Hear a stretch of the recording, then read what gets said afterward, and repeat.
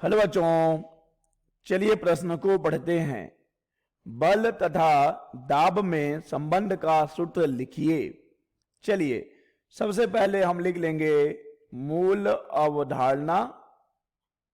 मूल अवधारणा जिस पर कि यह प्रश्न आधारित है, यह प्रश्न आधारित है दाब पर।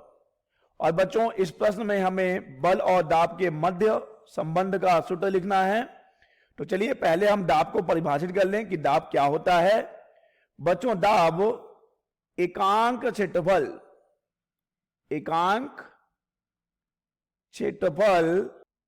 के लंबवत एकांक क्षेत्रफल के लंबवत लगने वाले बल को दाब कहा जाता है। एकांक क्षेत्रफल के लंबवत लगने वाले बल को दाब कहा जाता है। बच्चों मान लीजिए कि हमारे पास एक क्षेत्रफल है, ये हमने एक क्षेत्रफल ले लिया। मान लेते हैं कि इसका क्षेत्रफल है a, और बच्चों यहां पर अगर इस क्षेत्रफल a पर कुल बल F लग रहा हो लंबवत, ध्यान दीजिएगा बल कैसा लगना चाहिए, बल लगना चाहिए इस क्षेत्रफल के लंबवत।